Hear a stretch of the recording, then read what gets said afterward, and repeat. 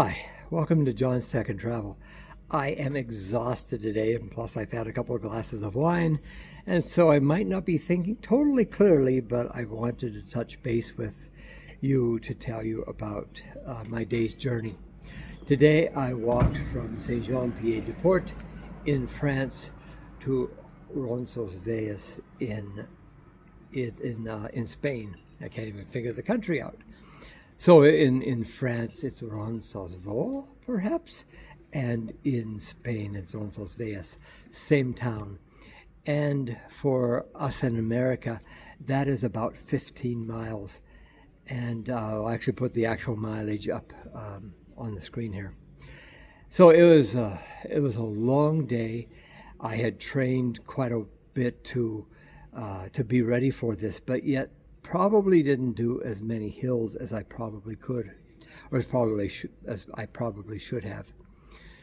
I underestimated what a climb it is out of Saint-Jean-Pied-de-Port to the top of the Pyrenees Mountains, and we went thousands of feet vertically. Again, I'll put that in the video here because I don't have that right at the tip of my tongue right now. We climbed, and then the last 3 miles or so are downhill to Roncesvalles. It was a long day, and I have to admit that after a couple of miles, I was ready to give up. And I considered my options, and the first one was that I would, I'm sorry, I'm staying at I'm outside of La Posada, an albergue in Roncesvalles, and there's some reveling happening inside here. People are excited about having made it here, and the wine is flowing freely. So yeah, a couple miles into this experience of hiking today, I considered giving up and what my options would be. And one was that I could send my pack forward, pay some euros, and have my pack sent to Roncesvalles. And I told one of my sons, I said, I just cannot do this. And he and my other son who were hiking with me both decided to take some of the weight from my pack so I could do it. Even at that, it was very difficult. I'm not going to go into a list of what my medical problems are, but just let it stay at I have some significant problems, but I thought I could do this, and it turned out that it was very, very difficult for me. So we left Saint-Jean-Pied-de-Port at about 8 o'clock, and we arrived in Roncesvalles at 6 o'clock. So if you look at that 6 p.m. from 8 a.m. to 6 p.m. So it's 6 hours plus 4 hours. Dang, we were on the road for 10 hours. Sometimes with my sons waiting for me to make a summit or to get to some place that would be best for all of us. We also had some friends hiking with us. And they were very gracious, but went on their own like I would expect them to. I saw a lot of pilgrims who were walking faster than me. And by the way, this is considered to be the roughest day of Camino de Santiago if you start in Saint-Jean-Pied-de-Port. Ironically, it's the first day, so you don't have time to build up to it. But out of Saint-Jean-Pied-de-Port, which is in France, you climb over the mountains, the Pyrenees Mountains, into the Iberian Peninsula and into the country of Spain. And so I found that to be a very, very difficult experience for me. And in the steepest parts, I found myself walking maybe 30 meters and having to stop to rest. And then I would continue on, and I'd do another 30 meters, and I just kept doing that. And I think I'll show a map here of the inclination. And so you can see that for the first several miles, it's very steep. And after that, it does taper off some, and it becomes easier.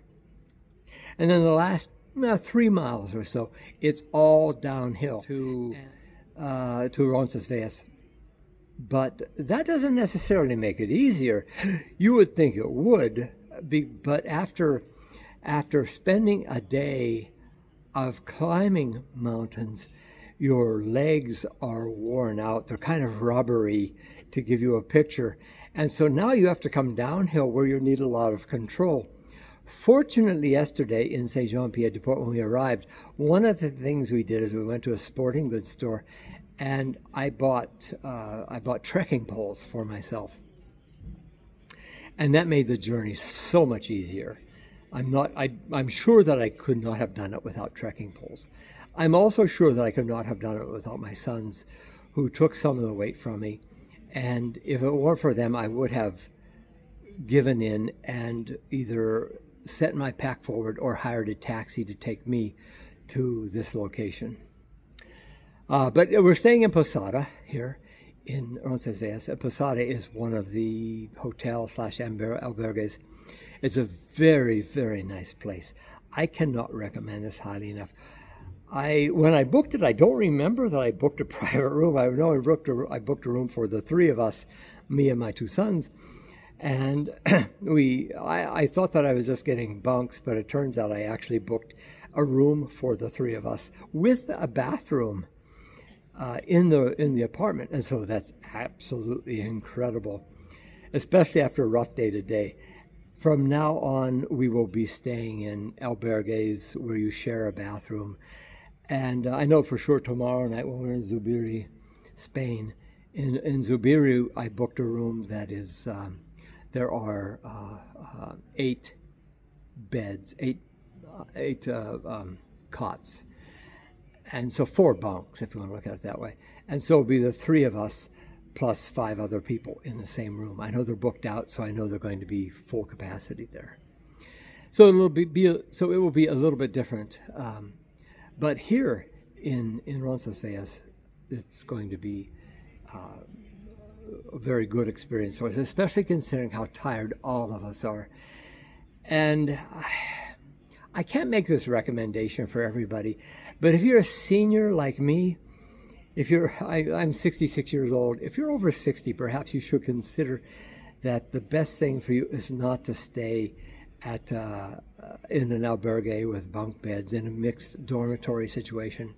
Instead, consider booking a private room that first night out, especially if you start in Saint Jean and climb over the mountains. Because you're tired, you're just bushed, and it's nice to have a private bathroom. My shoes held up well. I'm wearing Ultra Lone Peak 7s. I have 6s at home, which I would have gladly worn, but I bought 7s that are a half size larger. That, along with the trekking poles, made the journey very, very nice. Coming down, and also I mentioned coming down from the mountains, the last 3 miles or so. And you'd think that sounds like it's so easy, but like I mentioned, number 1, you have the rubbery legs, and number 2, a large part of the trail is loose rocks and tree roots. And so you're trying to be very careful to not fall as you come down. So if you start in Saint Jean, keep that in mind. It's not an easy journey. And I was very fortunate to have my sons with me to support me. But that doesn't mean, I would not say that everybody should do that. And if you want to do one of the longer journeys, if you want to do one of the longer journeys starting in Saint Jean, it might be a good idea, like we saw a lot of people doing today, where they hiked to Orison or someplace near there, and had a taxi pick them up, a shuttle service, and that way they only hiked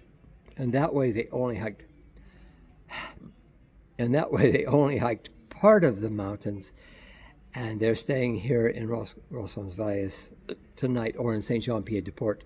And tomorrow the taxi service will bring them back to where they left off, and tomorrow they will come to Roncesvalles. And then after that, they'll hike to Zubiri or to another town, and eventually make their way to Pamplona.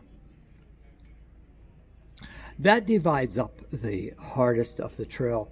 And so it seems like a really nice thing to do. And so it seems like a really nice, that seems like a really nice thing to do. And so I'll cut now to some of the footage that I shot earlier in the day, along with some of the pictures that I took. Well, I'm sitting on the marker. It says that it's 11.6 kilometers to Roncesvalles, or Roncesvalles. I can butcher that name in 2 languages. We are above the tree line now. You might see the sheep in the background. I'm going to switch camera. There's one of my sons laying on his backpack. There's the other one hiking up the mountainside. We have, I don't know how many meters we've climbed. I'll put that in the, how many meters we've climbed. I'll put that in the, I'll put that in a text somewhere in here. But boy, we've had a beautiful day so far. I've got to do this without covering the camera. We've had a beautiful day so far. We had some rain. We've had some clouds and fog. We've been in here. But now it's broken up some, and it's sunny. And even in the not so great parts of the day, you'd see a shaft of sunlight here and there coming through the clouds. So it's just been pretty awesome. This mountain is beating me up. I did not think that I would be this abused by it. But as I explained to one fellow pilgrim, the demons of the past are catching up with me. I've had a lot of injuries in the past, and I can blame it on all kinds of things, but man, if it weren't for my sons being with me, I certainly wouldn't have been able to get this far. They had they some time ago took large parts of my weight out of my pack and are carrying it for me. It's just like using a package service to forward your stuff, but instead I get it for free if you don't count the plane tickets. All kidding aside, I'm going to reverse the camera. What I'm looking at, there are, I guess there goes this little van over there for context. You can see how big that van is, and hikers going up the hill. There's a lady we passed a few times in blue with a blue pack cover on, and behind her is Josiah.